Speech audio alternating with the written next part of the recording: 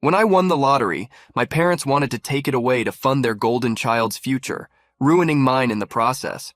When I refused, they kicked me out. But karma had different plans. From the moment I was old enough to understand the concept of fairness, it was clear that in our household, fairness was a flexible term, heavily skewed in favor of my younger sister, Jennifer. It wasn't that our parents were mean or neglectful toward me, it's just that Jennifer, with her bubbly charm and endless demands, seemed to capture all their attention and resources. As kids, our rooms told the first part of the story. Jennifer's room was painted her favorite shade of pink the moment she declared it her favorite color, adorned with posters of her favorite pop stars and shelves overflowing with toys and books. Mine remained the dull beige it had been since we moved in, with furniture that was functional but definitely had seen better days. If I wanted something, the answer was usually "we'll see," which often translated to "probably not." This trend of favoritism wasn't just confined to material things. It extended into how our achievements and milestones were celebrated. I remember my 10th birthday vividly. I had been really into art at the time, spending hours drawing and coloring. I thought maybe just this once my passion would be acknowledged. Instead, I received a pack of generic colored pencils. Fast forward 2 years, and Jennifer's 10th birthday was an extravagant affair with pony rides and a custom cake shaped like a castle. Everything a kid could dream of and more. School was no different. I was a decent student, always trying my best to bring home good grades, hoping that maybe this would be the thing that would get me a bit of the praise Jennifer seemed to get so effortlessly. I made the honor roll several times in high school, each time rushing home with the certificate, hoping for a reaction that amounted to more than an indifferent "that's nice." But when Jennifer got a B+ on a test, it was as if she had won a Nobel Prize. They even took her out for a fancy dinner to celebrate, something that never happened with my academic achievements. As we grew older, the material and emotional discrepancies grew even starker. High school graduation is supposed to be a big deal for every teenager, right? When I graduated, I got a handshake from Dad and a card with $50 from Mom, which was nice but pretty underwhelming. It felt like a pat on the back rather than a celebration of years of hard work. But when it was Jennifer's turn to graduate, the whole 9 yards rolled out. A brand new car waited for her in the driveway, complete with a big red bow. That night, they threw a party that felt more like a royal banquet. Relatives I hadn't seen in years showed up, and there was so much food and laughter, the kind that had been absent during my own graduation. Living under this constant shadow of indifference, I started to feel like maybe I was the problem. Maybe there was something inherently unlovable about me, or perhaps I just wasn't meant to succeed. These thoughts took a toll, and I found myself grappling with anxiety and depression. No amount of personal achievement seemed to bridge the gap between how our parents treated Jennifer and me. It wasn't just the material things. I could get over not having the newest gadgets or designer clothes. But the emotional disparity was debilitating. I felt unseen, unheard, and fundamentally inadequate. When I found a good job that was paying good money, I broke the news to my parents. Their reaction was predictably practical. They didn't ask if I had found a nice place or if I was excited about this new chapter in my life. Instead, they saw it as a financial opportunity for themselves, immediately suggesting that I should start saving up for Jennifer's future wedding, despite her not even being in a relationship. It was always about her, about preparing for her needs and wants. They seemed to view my income as another resource to be allocated for Jennifer's benefit. I tried to protest, to explain that I had my own life and financial goals to consider. Their response was a mix of disappointment and disbelief. How could I be so selfish? Wasn't family supposed to come first? The guilt was immense. Years of being conditioned to put Jennifer first made it incredibly hard to advocate for myself. But deep down, I knew that if I didn't start setting boundaries now, I would never be able to lead the life I wanted. So I made a plan. I would contribute a small amount to this hypothetical wedding fund to keep the peace, but I would also start saving secretly for my own dreams. I had always wanted to start my own business, a niche apparel company for little girls, focusing on frocks and dresses. It was a dream I had harbored for years, and with my new job, I finally had a chance to make it a reality. If only I could navigate the financial and emotional minefields that came with my family dynamics. As much as I'd like to say things got better as Jennifer and I got older, that just wouldn't be true. The favoritism that marked our childhood only seemed to intensify with each passing year, especially as we moved into those big milestone moments that every family likes to celebrate. But in our house, some celebrations were more equal than others. Jennifer's Sweet 16 was a spectacle right out of a movie. Our backyard transformed into a fairy tale garden with twinkling lights strung from every possible point, a DJ blasting the latest hits, and a buffet spread that could feed an army. Friends, family, and practically half the school turned out for what had been dubbed the event of the year. I remember watching her blow out the candles on her massive 3-tiered birthday cake, surrounded by a crowd of adoring guests. It was her moment, her day. Everyone said so, and they weren't wrong. 2 years earlier, my own 16th had passed with considerably less fanfare. I got a happy birthday in the morning, a pat on the back from Dad, and a new book. Don't get me wrong, I love to read, and it was a good book. But there was no party, no gathering of friends and family. It was just another day in the life of the less favored child. I remember feeling a mix of relief and disappointment. Relieved because I didn't have to face the potential embarrassment of a poorly attended party, but disappointed because, well, it would have been nice to feel special, even just for a day. The pattern repeated itself when it came time for college decisions. I had applied to a few places and got accepted into a decent state school. I was proud of myself, considering I managed the application process on my own without much guidance. When I told my parents, they nodded and offered a tepid, "Congratulations." That was the extent of it. There was no celebration, no family dinner out. I was expected to figure out the logistics and finances on my own, which I did, by taking on more hours at my part-time job and securing a small loan.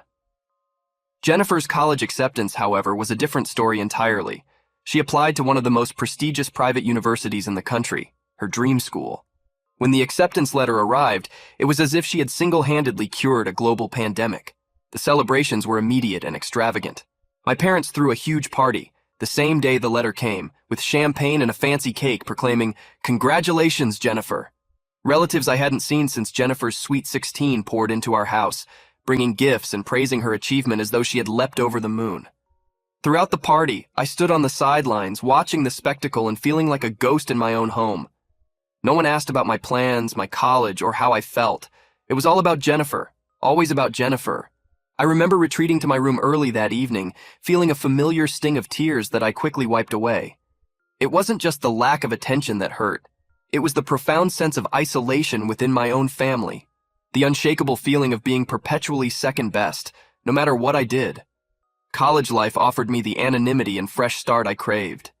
Here no one knew Jennifer, and I wasn't overshadowed by her accomplishments. I made friends, joined clubs, and even started dating a little. For the first time, I felt like I was more than just Jennifer's older sibling. I was my own person, with my own interests and ambitions. Despite the newfound freedom and personal growth, the inequity at home never fully left my mind. Each phone call with my parents somehow looped back to Jennifer's college experiences, her new friends, and the exciting opportunities she was exploring. My own updates were met with polite but disengaged responses. It was clear that my college adventures, no matter how enriching or successful, would never hold the same weight. Navigating this dynamic was a balancing act. On one hand, I wanted to pull away, to shield myself from the constant comparisons and disappointments. On the other, I still longed for my parents' approval and love, as elusive as they seemed. This internal conflict was a constant companion throughout my college years, a reminder of the complicated family ties that bound me, even as I tried to stand on my own. As graduation neared, I braced myself for another round of unequal celebrations. I planned a small dinner with friends to mark the occasion, knowing better than to expect any grand gestures from home. It was bittersweet, acknowledging how far I had come despite the lack of support, but also realizing that in my parents' eyes, I might never measure up to Jennifer, no matter what I achieved. But I was learning, slowly and painfully, that perhaps I didn't need to. After graduation, the real world hit me like a ton of bricks. I was armed with a degree and a boatload of ambition, but also the stark realization that I was pretty much on my own. My parents had made it clear during college that they expected me to be self-sufficient, which was fair to a degree. I didn't mind the independence.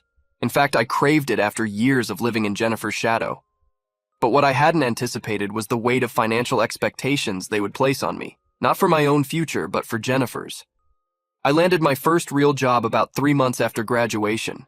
It wasn't glamorous, just a basic entry-level position at a local marketing firm.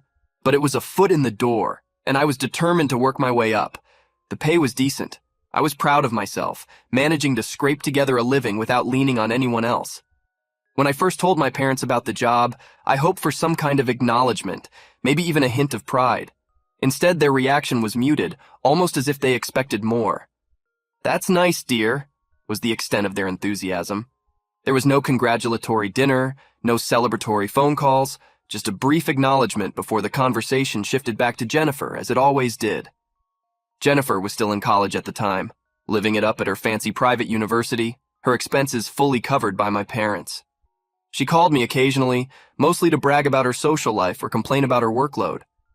I listened, offered advice, and bit back the envy that gnawed at me whenever I hung up the phone. About a year into my job, something shifted at home. My parents started hinting about financial contributions, specifically how I should start thinking about helping out with Jennifer's future expenses. At first it was subtle, just offhand comments about how expensive Jennifer's senior year was going to be, or the cost of living in the city where she wanted to intern. But then the hints became requests, and the requests became demands. One evening, during one of our dinners that actually involved a two-way conversation, my mom laid it out plainly. "You know, Tom, now that you're working and all, we were thinking it might be nice if you could start setting aside some money for Jennifer's graduation, maybe help out with her student loans when the time comes." I was taken aback. "Mom, I'm just getting started myself. I have loans too, and rent, and—" "But you're the older sibling," she interrupted, her tone firm. "It's your responsibility to help out. We've put so much into Jennifer's education, it wouldn't be fair for you not to contribute." The notion baffled me. Fair? What about all the years of imbalance, of celebrations for Jennifer's every minor achievement, while my milestones passed without fanfare? What about the fact that I had struggled through college financially, while Jennifer had everything handed to her on a silver platter? I tried to voice my thoughts, to explain how this expectation felt unfair and one-sided, but as usual, my concerns were brushed off. "You're being too sensitive," my dad chimed in. "We're just asking for a little family support here." The conversation left me reeling. I was frustrated, hurt, and angry. I had worked hard to establish my independence, to prove that I could make it on my own, and now they were asking me to hand over my hard-earned money to support the golden child, the sister who had never once had to worry about money or make any real sacrifices. Despite my resistance, the pressure didn't let up. Over the next few months, every call seemed to include some mention of my financial obligations to Jennifer. When I received a modest raise at work, my parents saw it as an opportunity for me to increase my contributions to Jennifer's fund. It was as if my own financial goals and responsibilities didn't matter, as if my sole purpose was to ensure Jennifer's comfort and success. Feeling cornered and obligated, I agreed to a small monthly contribution. It wasn't much, but it was what I could spare without jeopardizing my own financial stability. I hoped this would appease my parents and put an end to the constant badgering. But internally, I felt a deep resentment building, not just toward my parents, but toward Jennifer as well, even though I knew it wasn't entirely her fault. This financial strain added a new layer of tension to our already complicated family dynamics. I felt like I was being used, like my own aspirations and needs were secondary to Jennifer's. It wasn't just about money, it was about the fundamental lack of fairness that had colored my relationship with my parents my entire life. I was always the afterthought, the backup plan, never the priority. The situation forced me to reevaluate my relationship with my family. I began to pull back, to protect my own mental and emotional well-being. I still attended family gatherings and maintained a surface-level relationship with my parents and Jennifer, but I kept my personal life and my finances closely guarded. Life has a funny way of throwing you a lifeline just when you think you're about to sink. For me, that lifeline came in the form of a $500,000 lottery win. A stroke of luck so unexpected it felt like I had stepped into an alternate reality. But as thrilling as it was to suddenly have $500,000 in my bank account, this windfall also brought a new set of challenges, particularly with my family. I found out I had won on a Tuesday evening. I remember staring at the lottery website, refreshing the page over and over again, unable to believe my eyes. The numbers matched perfectly. I had actually won. After years of scraping by, of budgeting every dollar and feeling like I was always on the financial back foot, this was a game changer. I didn't tell anyone at first. I spent a sleepless night thinking about all the things I could do with the money. I thought about paying off my student loans, investing in some real estate, maybe even taking a trip to Europe, something I'd always dreamed of but never thought possible. But above all, I thought about my business idea, a niche apparel company for little girls. It was a dream I had harbored for years, something I was truly passionate about, but had never had the resources to pursue. A few days later, after I had confirmed the win with the lottery office and set up an appointment with a financial advisor, I decided it was time to tell my family.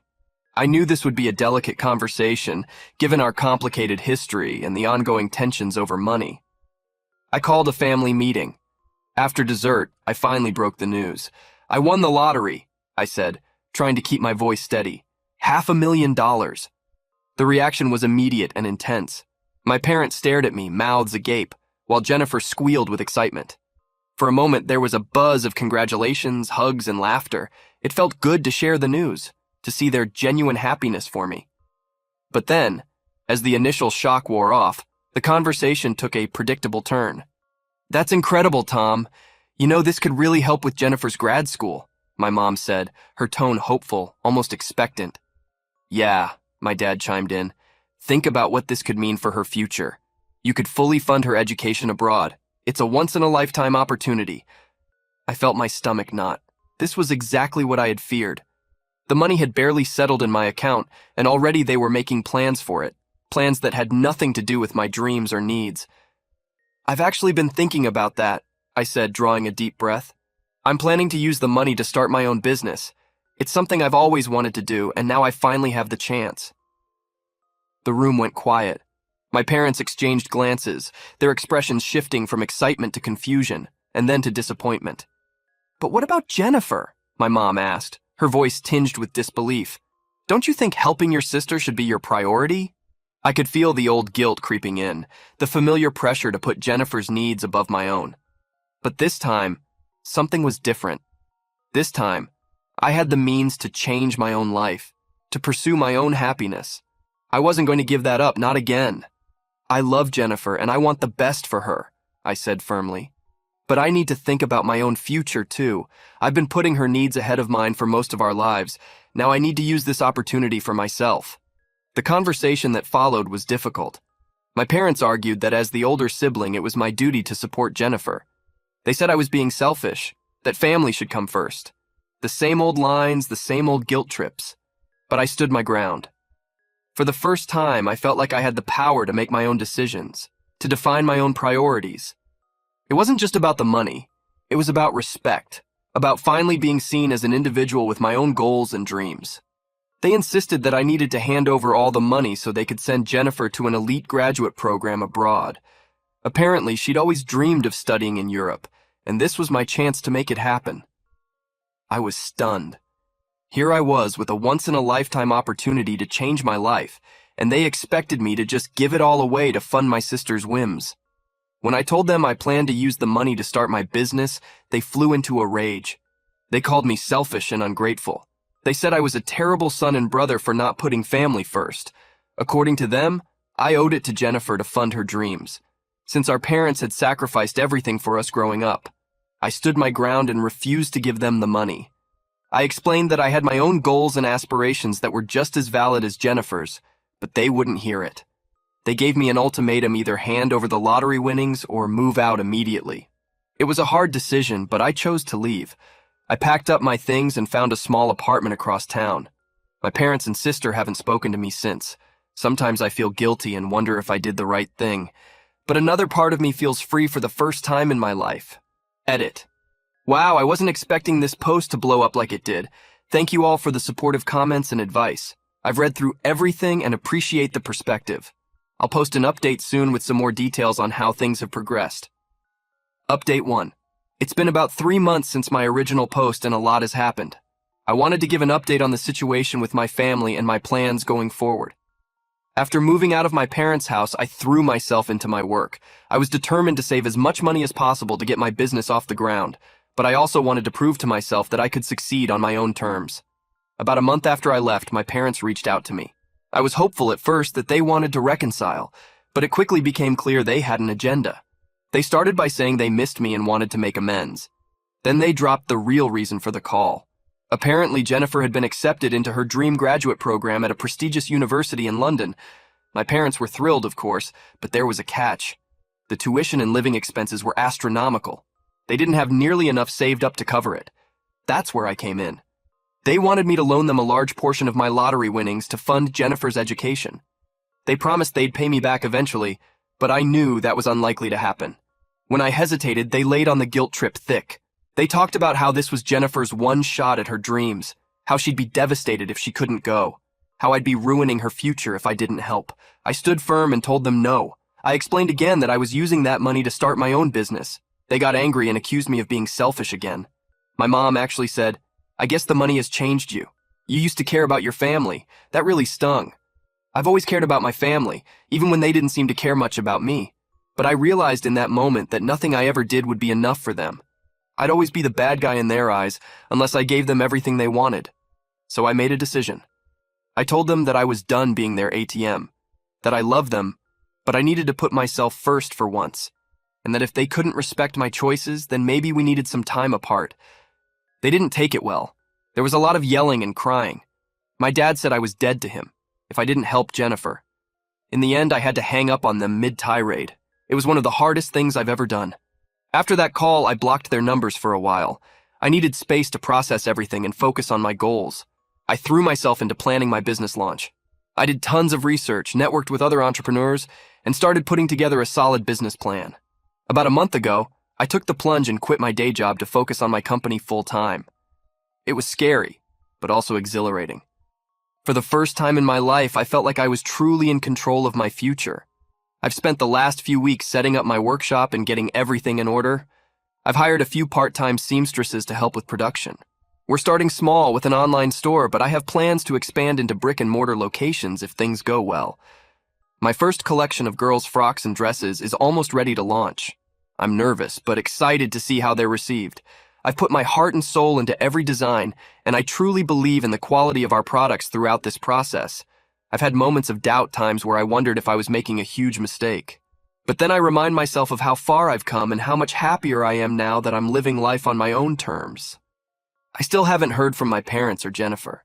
Part of me misses them and wishes things could be different. But another part of me feels lighter and freer than I have in years. I'm learning to be okay with the distance and focusing on building the life I want. So that's where things stand now. I'm about to launch my dream business and start a new chapter in my life. I'm nervous but optimistic about the future. Thank you all again for your support and encouragement. It really helped give me the strength to stand my ground and pursue my goals. I'll post another update down the road to let you know how the business launch goes and if there are any new developments with my family. Wish me luck. Update 2. It's been about 6 months since my last update, and I wanted to share some major developments that have happened recently. First, some good news. My apparel business has really taken off. Our online store has been doing great with steady sales and lots of repeat customers. The frocks and dresses have been a hit, especially our line of matching sibling outfits. We've even had a few of our designs featured in some popular parenting blogs. About 2 months ago, I took a big leap and opened a small brick-and-mortar boutique. It was nerve-wracking, but it's been doing well so far. There's something really special about seeing little girls try on our dresses in person and twirl around the store. It makes all the hard work feel worth it. I've been working long hours, but I love what I'm doing. For the first time in my life, I feel truly fulfilled and proud of my accomplishments. And the best part is, I did it all on my own terms. Now, for the not-so-good news. Last week, I got an unexpected call from my parents. I almost didn't answer, but something told me I should. As soon as I picked up, I could tell something was wrong. My mom was crying, and my dad sounded more subdued than I'd ever heard him. They told me that Jennifer had gotten into some serious trouble. Apparently, she'd been working part-time at a local boutique while applying to grad schools. My parents had been supporting her financially, but it wasn't enough to fund her lavish lifestyle, so Jennifer had started stealing money from the cash register at work. She'd gotten away with it for a while, but she finally got caught red-handed trying to pocket some cash. The store owner called the police and Jennifer was arrested. My parents were frantic. They didn't have enough money for bail, let alone a lawyer. They were calling to ask, or rather beg, for my help. They needed several $1,000s to get Jennifer out of jail and start building her legal defense. I was conflicted. On one hand, I was still hurt by how they treated me. A part of me wanted to tell them they'd made their bed and now they had to lie in it. But on the other hand, I knew jail could be a dangerous place, especially for a young woman. After thinking it over, I decided to help. But on my terms, I agreed to pay Jennifer's bail. But I made it clear this was a one-time thing. I told my parents I'd transfer the money directly to the bail bondsman, not to them. And I made it clear that this didn't mean I was opening my wallet for them whenever they wanted. They were grateful, albeit a bit taken aback by my conditions. For once, they didn't argue or try to guilt me into giving more. I think the gravity of the situation had finally made them realize they couldn't keep taking me for granted. After Jennifer was released, my parents called again. This time, their tone was different. They actually apologized for how they'd treated me over the years. They said seeing me succeed with my business while Jennifer floundered had opened their eyes to how unfair they'd been. They asked if I'd consider moving back home, saying they missed me and wanted to make amends. I was touched but wary. I told them I appreciated the apology but that I was happy living independently. I suggested we start with small steps, maybe a family dinner once a month to rebuild our relationship slowly. They agreed, seeming to understand that they couldn't just expect things to go back to normal overnight. We've had 2 dinners so far, and while things are still a bit awkward, it feels like we're making progress. As for Jennifer, she's facing some serious charges. My parents are scrambling to find her a good lawyer. They haven't asked me for more money, which I appreciate. I hope this serves as a wake-up call for her to get her act together. So that's where things stand now. My business is thriving. I'm cautiously rebuilding my relationship with my family, and I'm feeling more confident and self-assured than ever before. It hasn't been an easy road, but I'm proud of how far I've come. Thank you all again for your support throughout this journey. Your encouragement really helped me stay strong and stick to my convictions. I'm excited to see what the future holds.